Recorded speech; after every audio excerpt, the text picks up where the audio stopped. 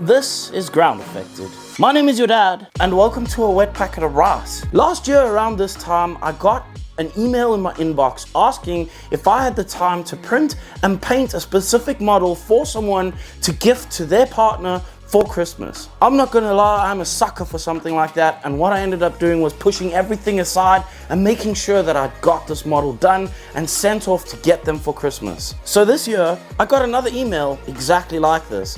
Now, I'll be damned if I'm not gonna drop everything to make sure to help this person to get that gift to their freaking favorite person. I have to make sure I do this for that person. Now, of course, not everybody's gonna have the time, and I'm not gonna lie, I definitely didn't have the time, but for something like this, I can always find time. So I printed this dude's model, and I have been making sure that it was ready to be painted, specifically to be sent off at least hopefully in time to get to the dude for Christmas. I hope it gets there. I'm gonna be sending this model off this week, and I'm super excited to see the guy's reaction from once he gets it. As usual, I've waffled probably way too much, so I'm gonna stop waffling and let's just get straight into painting this model. Oh wait, before we do that, make sure to leave some words in the little square box down below that YouTube gives you to leave a couple of words. Also, while you're down there, you might want to click the like button. I promise by the end of the video, you will either have liked it, and if not, it's pretty easy to unclick the like button and then just follow the instructions at the end of the video. Also, while you're down there, you might want to click the subscribe button if you haven't already, and share the video with your gran. Now, we can get into painting the model. To begin this model, I obviously sprayed a black primer paint all over the model pieces, because this is something you need to do if you want to paint a model. The reason you do this is because it helps the next layers of paint stick to your model a whole lot better. I then started out airbrushing a little bit of black mixed with some blue to create a bit of a brighter color to go over the black. Now, of course, you can't highlight black with white because it would be way too stark. So I used that bluish color to get a bit more saturation in the piece. Working on the base, I'm going to use a load of different colors, and the reason I do this is because I want to try to make it look as natural as I possibly can. Obviously, I need to try and get a rock kind of color, but rock color is never just grey, it's never just brown, it's never just black, it's a load of different colors. So I put all those colors in and I smush them all over the place. This is one of the easiest procedures I've figured out for painting rocks, and I know it seems a little bit haphazard and crazy, but genuinely I just layer colors on top of each other and I just smush it all over the place. What I find is you will start to see a pattern forming, and you can kind of push towards that. Once I've got all the paint over it, I'm going to take a tissue and I'm going to just dab a lot of the excess paint off, and when you do this, it will reveal lighter patches underneath, darker patches in other areas, as well as create a texture all over the rock, which will help that natural look. While that dries, which believe me, when you put that much paint on, it's going to take a while to dry, I'm going to give a tint to the pants on the dude that is sitting on the rock. His pants are black, but they're not black. They're kind of greenish black, and the coats are like a bluish black, and this is why I worked it out this way. It just made more sense in my brain, and this is just how it works for me. I then worked on the other parts of the model that needed to be black, but these were the blue black and not the green black. And the reason that I used those colors that I showed you was just because, again, I don't want to highlight black with white, because black and white is too stark off of each other. I want to create some kind of saturation in the piece as well. In order to bring back some of that blackness to the black though, I'm going to use Gnome Oil, which is a black wash. I'm going to spray this from the shadows just to try and deepen those shadows a little bit more. Now back to the rock. Once it had dried, after a couple of hours, believe me, I then use a light skin tone. Not white, because white would be too much. I use a light skin tone to dry brush, a very heavy dry brush all over the rock. This is going to create those textures on the ridges of the crisp, sharp edges of the rock, which will just make it look a little bit more crisper and sharper. But the problem is this is also going to make it look dusty, and we don't want it to look like it's been chalked all over, so we use an airbrush and some washes, different colors, and I spray them all over the rock. I use my hairdryer to dry this and make it go a little bit quicker. Then it was time for me to work on the main dress tunic coat thing of the big dude that's standing up on the rock, and I used a brown basically, which is just brown color, and I just painted that all over the parts that needed to be brown. And the reason that I use this color is because the coverage Although not great, it does have a very good smooth quality to this paint. I can't really explain it, but this is after one coat. I'm gonna then give it a couple more coats just because I want to make sure that it is solid, but it just somehow smooths out and it's great. This means you can use dark colors underneath it to create some highlights and shadows. While those boots dried, I started to work on the skin tones of the model. For this model, I just wanted to give myself a little bit of a better roadmap, and to do that, I'm going to add a zenithal highlight. It's not really zenithal, but volumetric-y, zenithal-y, just kind of sprayed white in a sort of direction, just so that I kind of know where the shadows are going to be. Then I start out with my usual skin process, and I spray reddish flesh all over the skin, and this is just to give me the base tones for my flesh. I spray this over all the model parts that are going to be skin toned. Obviously these models are all going to be the same color skin tone, so I'm just going to spray it over everything evenly.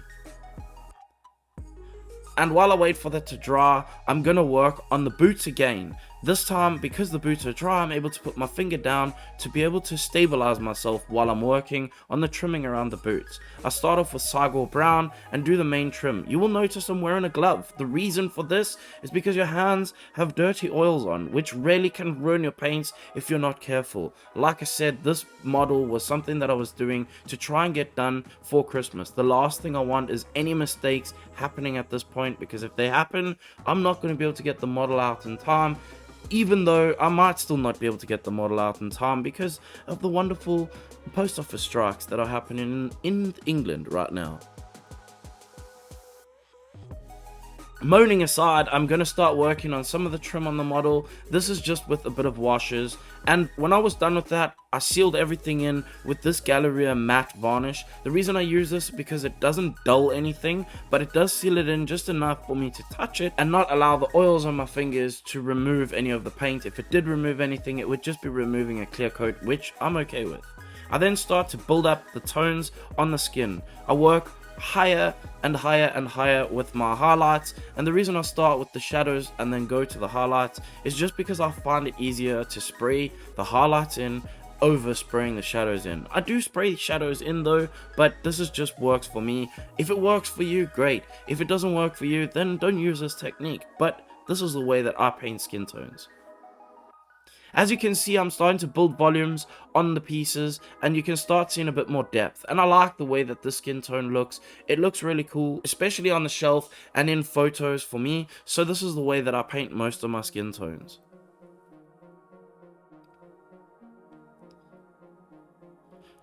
Working on the highest of the highlights now, this is when I kind of just try to remember where those highlights were when I did the original zenithal highlights. And that is mostly just a roadmap really for me in this case. It didn't really help out too much. I didn't paint these paints very thin so you could still see that zenithal, but in some way it probably did help a little bit because where it was black, I have a darker shadow, and where it was white, obviously I have a lighter color or a more saturated color.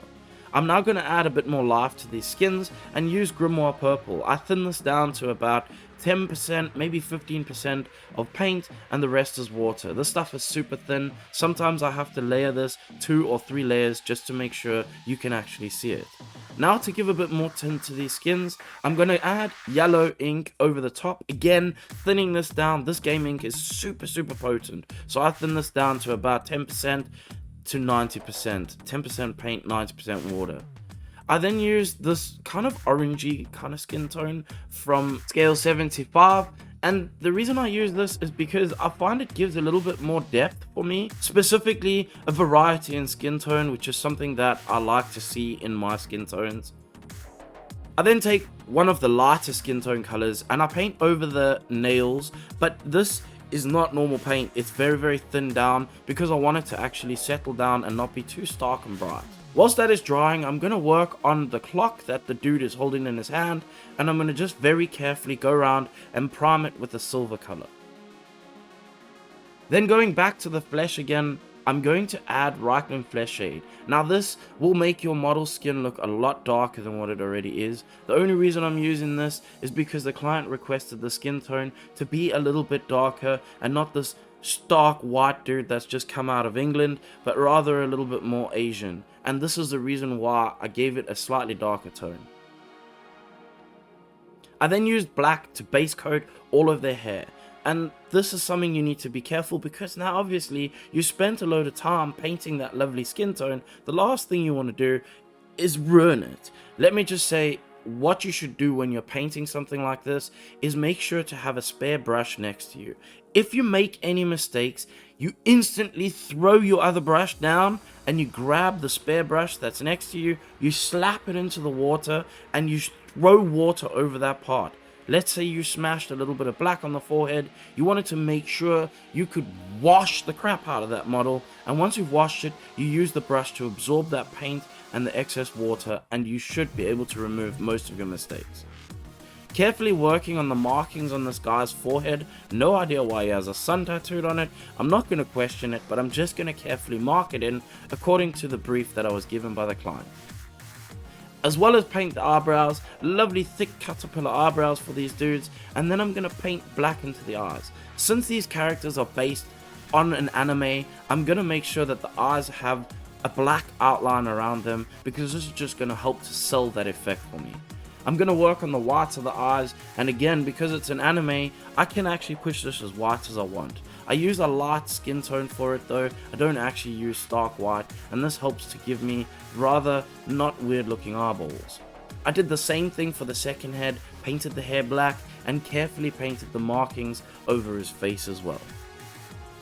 Again, make sure to keep a spare paintbrush and clean water next to you while you're doing stuff like this, because like I say, you're gonna probably make mistakes, and if you do, it's easy to just wipe them off and carry on going. I went back into the body of the other model again, and this was just to paint over some of the belts and straps and everything, just to make sure that they were solidly painted and the edges nice and crisp. Now working on his coat, I'm going to give it a dry brush, kind of. It's not really a dry brush, more like a brush over. My brush is kind of wet, and I'm just going to add a little bit of edges to that coat. I'm going to take some silvers and I'm going to paint all the buckles and the metal pieces on the model, and when I'm done, I'm going to use an even brighter silver just to highlight some of the edges and just make them shine a little bit. Then I'm going to scrub the bottom of the model. In fact, the parts that stick together, this model had not really great keys, so I wasn't able to actually use magnets to do it. I needed to glue a couple of these pieces together. It is a little bit annoying, but I'd rather do this so that there isn't any issues on the client side when they receive the model and can't put it together. So I scrub those parts to make sure that I have a good connection between model and model rather than paint and paint, and then I mix up some 5-minute epoxy and I place the two parts together and hold it for about 5 minutes. Notice I keep this piece of paper. This is so that you can see when the epoxy is dry. That way you can feel it's dry and you know you can let go of the part. I then moved on to the guy that's standing, and I worked on his tunic coat thing. I just wanted to slightly tint this, I don't know, neck beard? Is it a neck beard? I don't know. Some kind of fur that's around his chest. I just decided I wanted to tint it ever so slightly differently. Now, to show you how I did that previous coat on the other guy, I used this deck tan color. It's not white, but painting it over black with a lot of water mixed into it helps to give a very dirty, dark undercoat. And this is a good way to set up for that kind of white, fluffy coat fur look. Basically, once you've painted a full solid coat of this, it will give you a lot of depth. Then you go back in with the same color to raise some of the edges off, and once you've done that 2 or 3 times, you come back in with a little bit of white to catch only the highest edges and the parts that where most of the light will be hitting. This will give you an effect like some kind of fur thing. I used a little bit of blue and a little bit of grey mixed into black to highlight some of the hair pieces on the model's head, because they can't just be solidly black. That would be very boring to look at. I also edge highlighted a couple of bits around the face just to frame it. Once I had done that, I added a Nuln Oil wash over the top of that hair, and I did that to the other model as well. This was again just to create a little bit more depth to the blacks that were on the model. I then painted the clock on the dude's hand, and this I did with a white base, very thin down, and then I added a little bit of a bluish wash into the shadows and added gloss over the top of that. Working on the eyes, I very carefully placed in the irises and the pupils and a highlight of white onto the top of them. Once I'd done that and allowed them to dry, I gave them a gloss varnish to make sure that they looked shiny and wet, and I called the model done.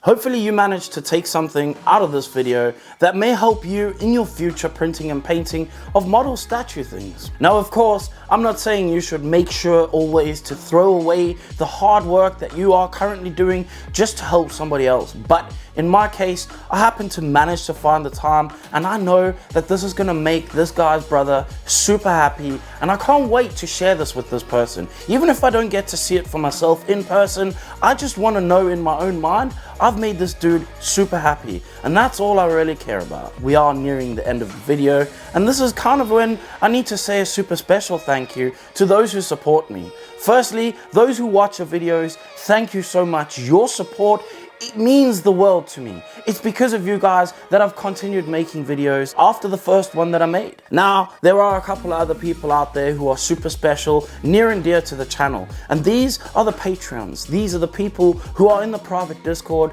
and are working towards making a better community for printers and painters. If you're sick and tired of being treated like an idiot on Facebook, I can guarantee you the Discord is the place for you. You will not be treated like an idiot. We laugh, we joke, but most of all, we help each other and we share tips and tricks, making sure that we can all navigate this wonderful hobby of painting and printing things together. Now, of course, we are at the end of the video, and this is the time where I need to tell you, if you didn't enjoy anything that you saw in this video, then there's not really much I can do for you. You shouldn't have clicked on the video in the first place, and now you can kindly just fuck off. Holy cow, after 7 takes, it finally saved the last video. Thank you, Mr. Camera.